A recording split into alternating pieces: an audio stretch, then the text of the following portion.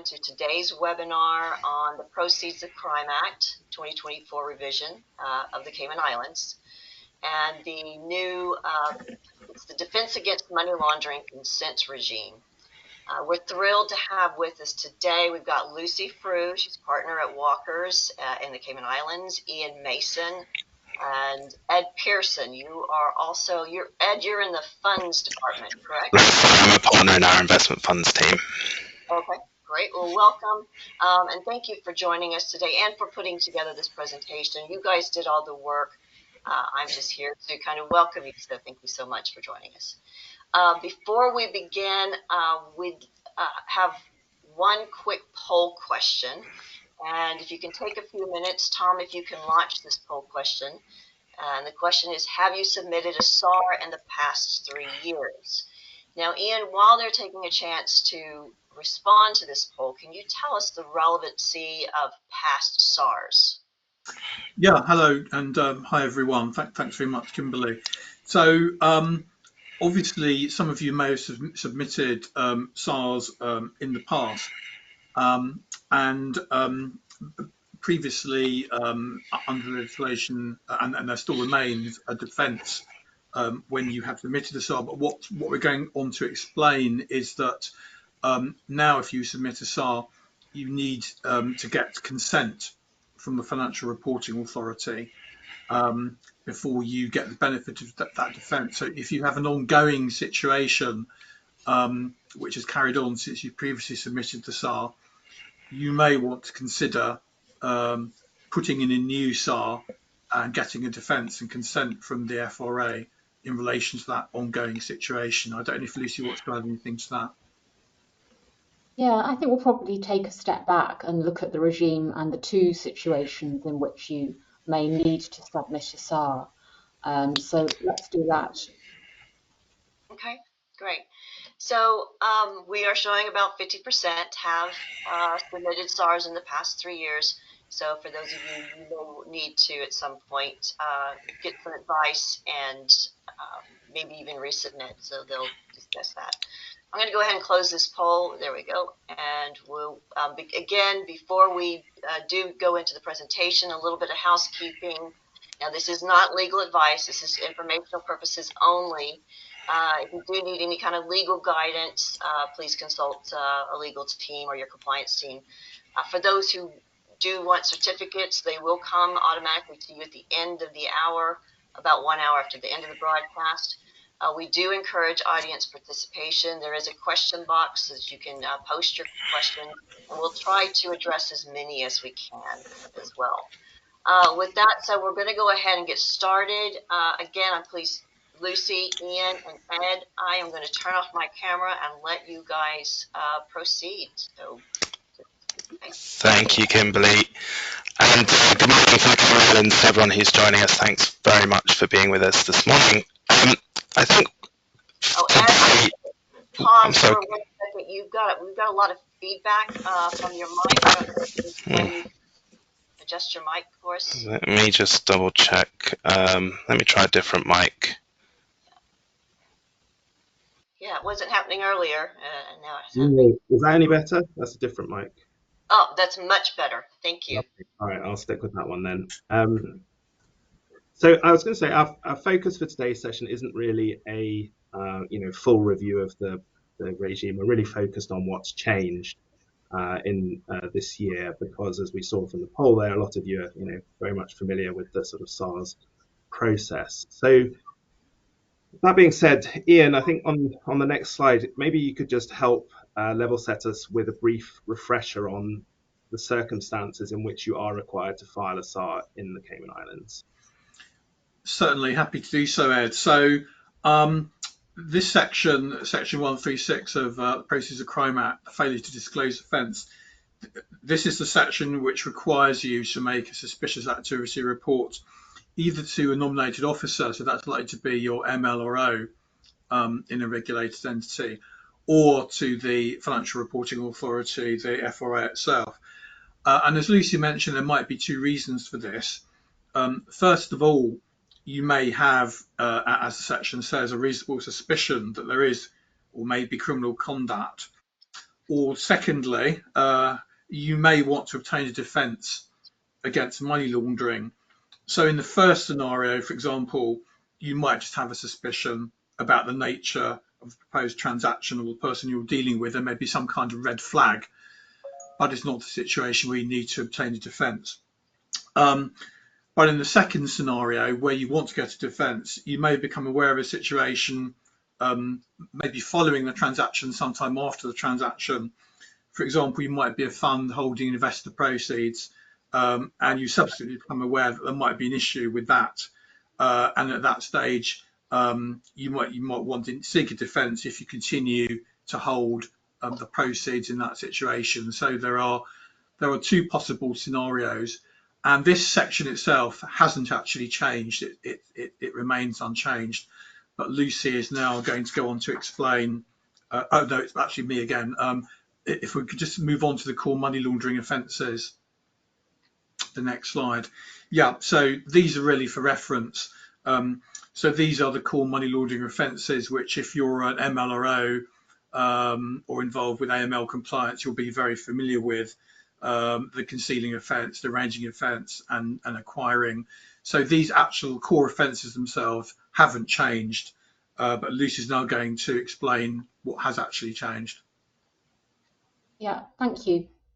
So those offences that were just on the slide before, it's okay, we don't need to go back, but I'm sure that many of those watching will think, well, we're not going to commit any offences. We might have an investor or a customer that we think could be involved in money laundering, but we're certainly not. But the issue is that if you realise that you've had funds transferred to you and then you become suspicious that they might be criminal proceeds, or let's say that your customer or investor asks for their proceeds to be redeemed or withdrawn, then you as a fund or another type of financial services business could indeed be committing offence. Either you might be possessing criminal proceeds if you've received subscription monies and then you realise that they may be tainted, or you could be committing an offence of transfer if you permit a withdrawal or a redemption. So it's always been the case that you'd have a defence to any of those core money laundering offences if you filed a SAR. And that changed on the 2nd of January. And that's really why we wanted to give this presentation early on in the year, so that you would be aware of what's changed, because it's no longer enough to just file a SAR. That will not give you a defence against those core money laundering offences. Instead, from the 2nd of January onwards, it's also necessary to receive consent from the FRA to proceed. And that's a key change. The Proceeds of Crime Act was amended. So the offences which are at section 133, 134 and 135 each have their own associated defences, which are just on the previous slide. If you could just go back a slide.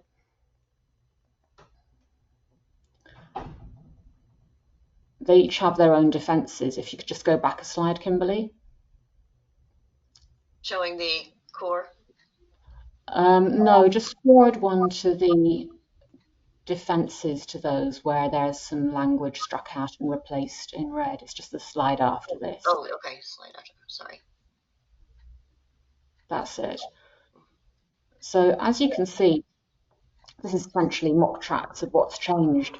Section 133, 134 and 135 each have what was a defence of filing a SAR, either with the Financial Reporting Authority or a nominated officer. And that's changed, so it's no longer a defence to file a SAR with a nominated officer. It's got to be to the Financial Reporting Authority, and you've also got to get the consent of the Financial Reporting Authority to commit the act. So that's what's really changed. That means that unless you have consent, you can't go ahead and, for example, make a transfer. I think one of the other key points is that you may be committing offence if you are in possession of criminal property and you become suspicious that it may be criminal proceeds. And one question would be about, okay, I realised that I'm possessing what I think may be criminal property. How am I going to get a defence to that if I've now got to file a SAR and wait for consent when I've already become aware that I may be holding criminal property? And it's worth knowing that there is another defence which is still on the books which would cover that scenario, which is that if you've received criminal property and you're either using it, possessing it, then as long as you've done so for reasonable consideration, then that will provide a defence as well. But that only works for the use, possession or acquisition of criminal property. It doesn't work for transfer. So for transfer, you really do need to wait and get consent from the FRA. Okay, so thanks for that, Lucy. So Ian, perhaps on the next slide, we can go into how exactly this sort of consent regime operates. Yeah, thanks, Ed. So as Lucy's explained, now obtaining a defence requires the consent of the FRA. And initially, from the 2nd of January, there was no time frame for the FRA to give that consent. So you would file your SAR, but you could not proceed with the transaction. You would not have a defence until the FRA gave that consent. And you can imagine if this was a very urgent transaction, you wouldn't have a time frame, so you would still kind of be waiting and hanging on. But the excellent news is that now, from the 10th of January, the FRA issued an industry advisory introducing a deemed consent regime, and this is really very helpful indeed. And for those of you familiar with the UK SAR regime, it's very similar to how that operates. So there now are specific timeframes, and there is a 7 working day notice period within which the FRA has to come back to you, and basically initially at least. And if you don't hear back from the FRA within that 7 working day period, then you are deemed to have obtained consent, which is excellent news and is what we'd expect to happen in most cases. It is of course open to the FRA to refuse consent, and in that case there is the 30 calendar day moratorium period for the authorities to bring enforcement action.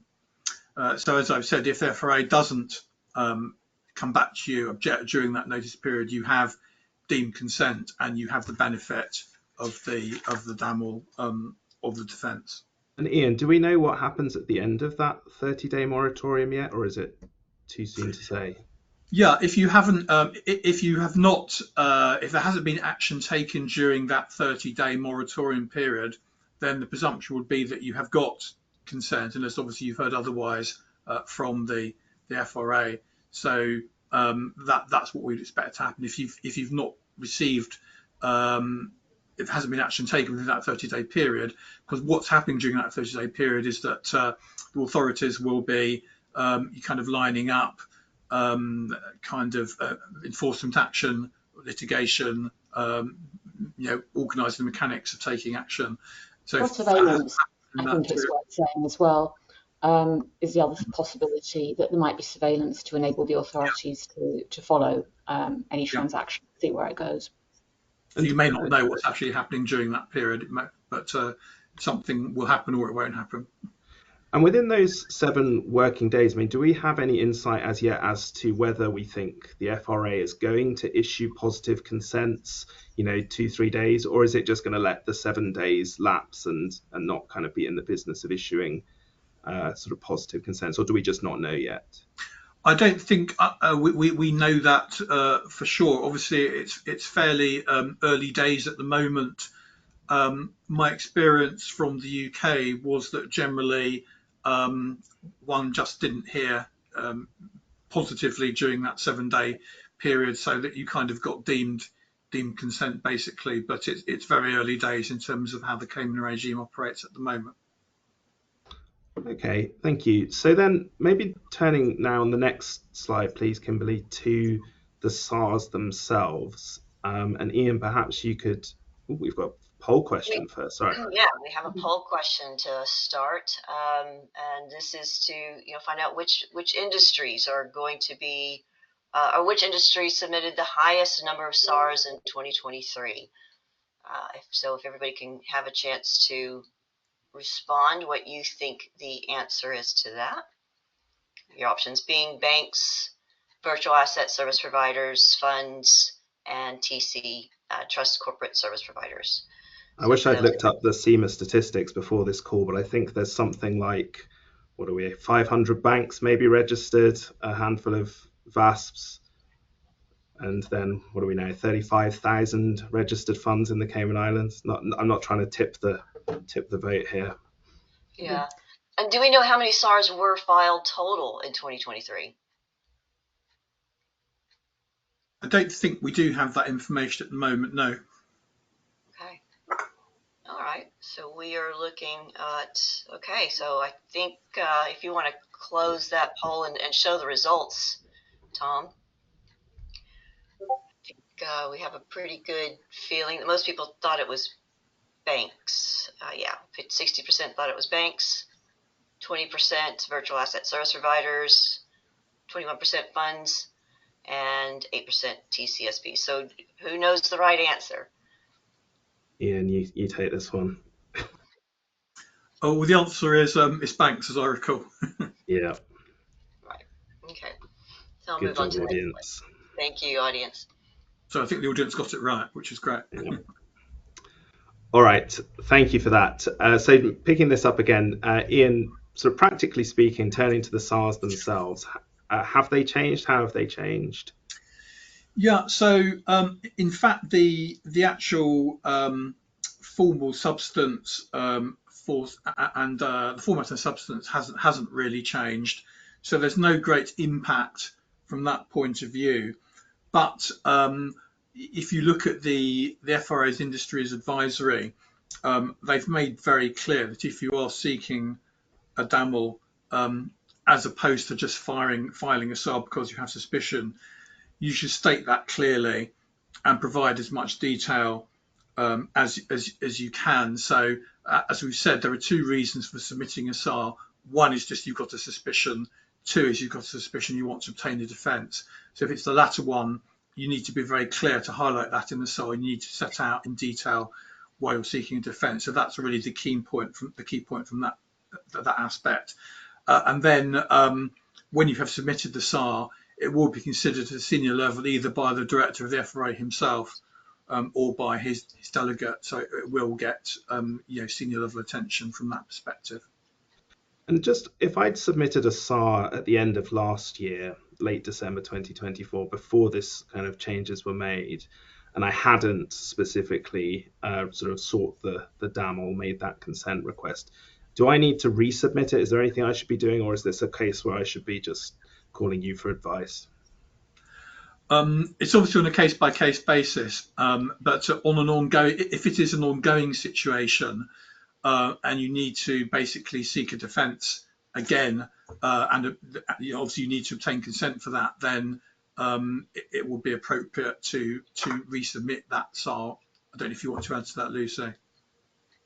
Yes, I mean, it is a pain if you've already submitted a SAR, but the fact is that from the 2nd of January, you will not have a defence unless you've got a consent, whether it's an actual consent or a deemed consent.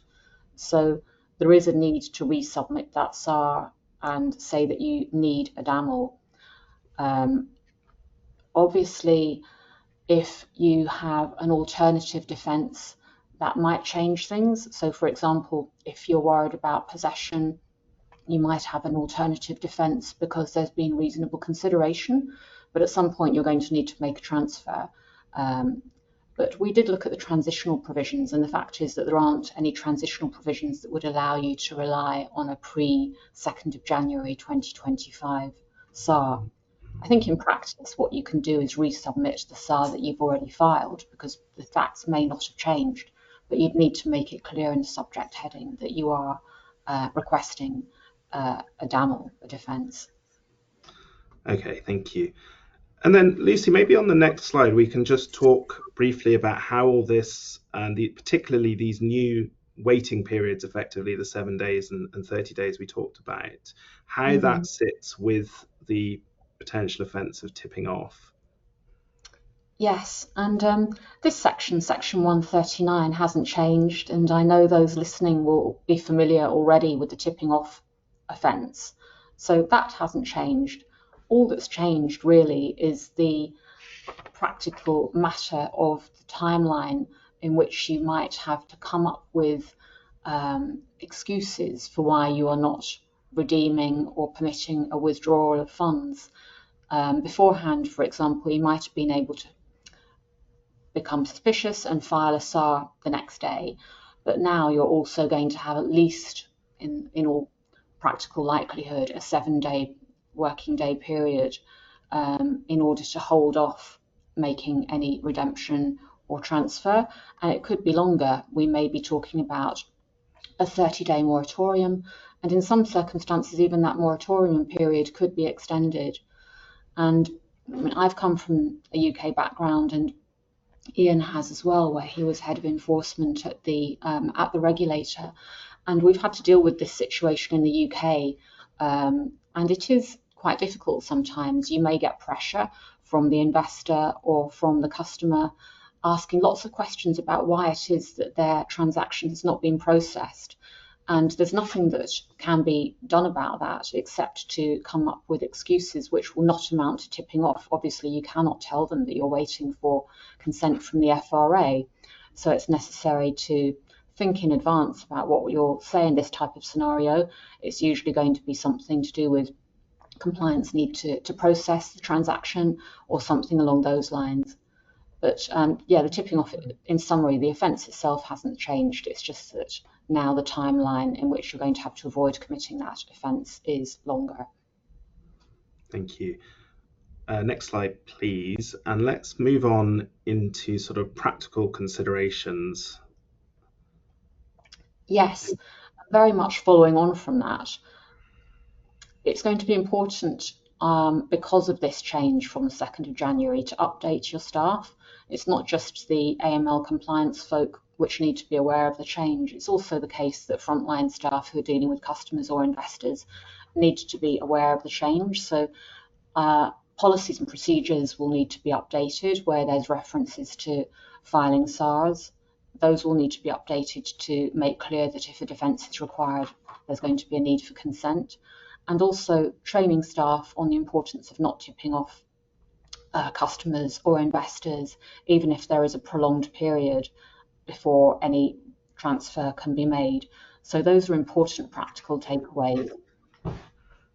Other things to be aware of, I think most importantly, are that the deemed consent regime is really, really helpful. If we hadn't had that introduced on the 10th of January, then there would be a situation where you could have a bottleneck where if each application for a DAML had to be considered and processed and actual consent provided, then that could take longer than 7 days. So as Ian said, the deemed consent regime is really, really helpful and very thoughtful. The reason that we've got this in place, if you're wondering, the reason why the Proceeds of Crime Act was amended, is essentially because of a change in the FATF methodology.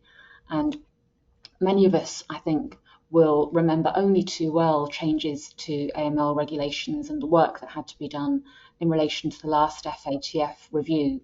This is an important part of preparing for our next review, because now the FATF methodology has an emphasis on being able to refuse consent or to be able to confiscate proceeds. And without this change to the legislation, this is something which as a jurisdiction we might not have been able to satisfy. So we have to be thankful that this change has been made, and also thankful that we've got this deemed consent regime in place that will make it workable. There are going to be some draft regulations which are, I think, are being consulted on, which will underpin the guidance. So watch this space. But I think the main thing was that we wanted to really let people have an update on what has changed, because it is important, and we didn't want anybody to be thinking that it was enough to file a SAR and that then they would have a defence, when that's not the case anymore. Fantastic, thank you. And then just for our final slide, please, before we go into a closing poll, Ian, maybe you could talk about how we help and will continue to help clients in this regime. Yes, before we do that, I can see there are actually a couple of questions. We're not going to be able to answer all the questions from the audience, but I think there are a couple that which are worth us picking up on. One is, can we provide an example of a reason for the FRA declining a SAR? And I mean, I think on that, obviously, what the FRA is concerned about is whether the suspicion is genuine and whether there may be actual money laundering taking place. When you file a SAR, obviously you have a particular picture of a transaction or a potential transaction that may take place, but obviously the FRA has a lot more intelligence information. So if you like, and I've seen this as a regulator, it's trying to kind of join up the jigsaw. So the FRA has kind of the broader picture. So when you file a SAR, you've got to, if you like, possibly a fragment of a transaction, but the FRA may have a much broader picture, may have other intelligence information that you don't actually have, which is why it's obviously it's a good reason to provide that information to the FRA, so it builds up that broader picture. So that would be one of the reasons why the FRA might decline the SAR. Another question was around whether if I understand it correctly, the materiality threshold has changed for making a SAR. The answer to that is no, it hasn't changed. The threshold remains the same. So there is no kind of de minimis from that point of view. It's not you have to kind of make a SAR if the transaction is more than X dollars or something like that. That's not the way it works. There's no materiality threshold. The test is reasonable suspicion. So moving on to how we can help. Well, I mean, basically, we can help in a number of ways. Our team has got, we have a number of people in our team with very extensive experience in advising on AML and the process of crime. Both Lucy and I have worked at regulators. We've also worked in-house, and we have lots of experience as well, of course, on advising clients more broadly on AML. We've just focused today on obviously what's changed, the consent regime, but we advise much more broadly on AML with policies, procedures, and so on as well. But on the crunch point, obviously, it can be sometimes quite a difficult judgment call to decide whether to submit a SAR. It's not always very clear cut, and it can be helpful to get a kind of some legal advice on that or a second opinion. It can be a difficult judgment call, and we can obviously help with helping to inform that judgment, and we can help you with the nuts and bolts of actually either drafting the SAR or reviewing the SAR where you have produced a draft of it. And if you do get a situation where the consent has been refused, then obviously we can advise on that as well. So really, we're very happy to help, and we can cover all the areas on this that you may need advice on. I think other quick things just to mention, as already stated, things around updating policies, practical points that you might be able to do yourself, but if you need help, we're happy to help with. Updating policies and procedures. We provide AML training, but that needs to be really updated to take account of this point. And then another practical point as well is looking at your terms of service or subscription documents and similar, and thinking about whether there needs to be anything that mentions the fact that transactions may take time to be processed for compliance reasons or whatever, just so that if you do have to come up with a fobbing off, then you'll be able to refer back to terms of service. That can be a practical, helpful thing to do. Okay, thank you very much. I think that's all we had for this morning, so we'll be able to give you your half hour or so back. Thanks very much for joining us. I think we do, Kimberly, just have one final poll question to send people on their way. Yes, sorry about that. Yes, so having attended today's webinar, what impact will it have on your decision to submit a SAR? Is the question. And just so you know, all the contact details will be at the end as well as copies of slides will be sent out, a copy of the recording. And again, thank you guys, Lucy, Ian, and Ed, very much for this kind of very quick update.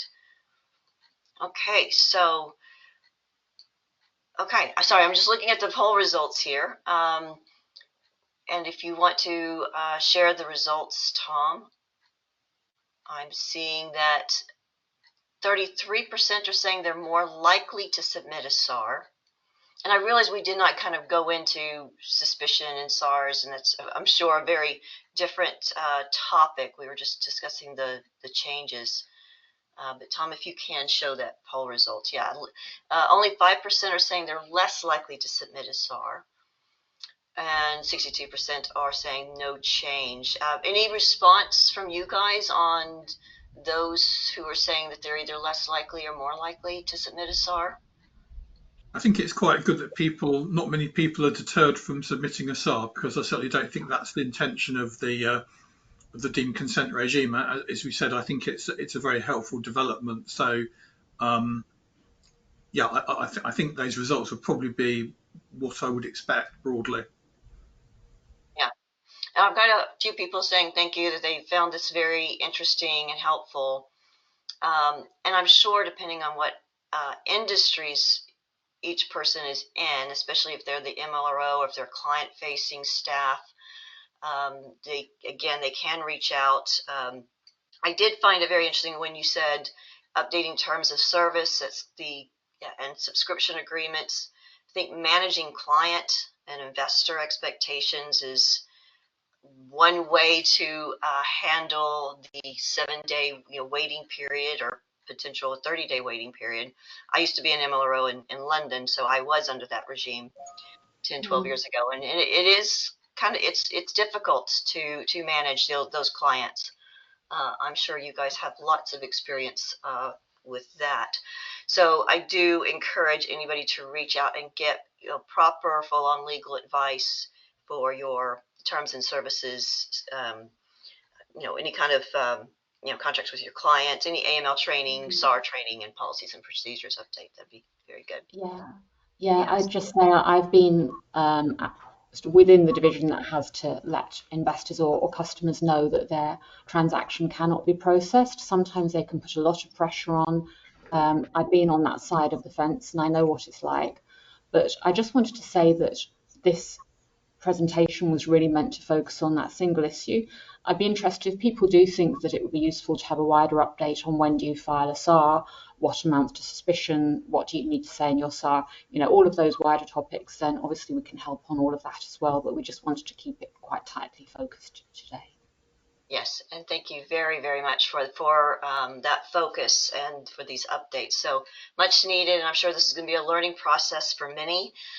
Again, Lucy, Ian, and Ed, thank you so much for your time today. You guys put together these slides. You did it very quickly for us. I really appreciate that. And again, no charge, and you guys do this free and in your own time. So very, very grateful to you for sharing this information with us today. I'm getting a lot of thumbs ups and thank yous in the comments as well. And also, Tom, thank you for managing the polls, as you also always do. Upcoming webinar topics for those who are regular attendees: we have country risk rating, FACA CRS, AML reports for board engagements, a two-part session on regulatory enforcements, also audit preparation, and some periodic reviews topics all coming up. And there is also going to be a survey emailed to you right after this. We are wanting to get your feedback on the topics and guests that you want to see. I think it's only about 5 or 6 questions. If you could please take a moment to respond to that, that makes sure that we are covering the topics that you want to hear as well. And then finally, we are hosting, the Silo Compliance team's hosting Zen and the Art of AML Compliance. I will be presenting that. I love compliance. I find it very unstressful, unlike many. So I'll be kind of sharing from the beginnings and how that kind of my zen with AML. So I do hope you can join us, and that will be emailed out to everybody. Again, thank you. That's going to bring us to the end of today's webinar, and thank you again, Lucy, Ian, and Ed of Walkers in Cayman.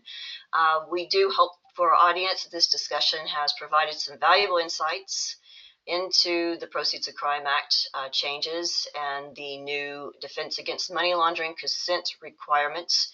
I'm sure, again, it's going to be a learning curve for many of you.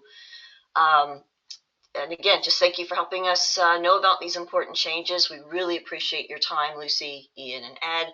Please do, anybody reach out to them if you have any questions or you need some help with those policies and procedures, that AML training, or any kind of updates to your client-facing documents, because I think that's going to be, to me, most helpful. For those of you who requested a certificate of attendance, it will be automatically emailed to you within the next hour. If we didn't get to your question today, because we did want to focus just on the changes, we didn't want to go into SARs. If you didn't get your question answered today, feel free to reach out to anyone at Lucy, Ian, or Ed. And we appreciate your engagement and participation. Your feedback's always very welcome. And be sure to stay connected with us for future broadcasts, and we hope to see you with us again soon. Thank you very much. Thank you.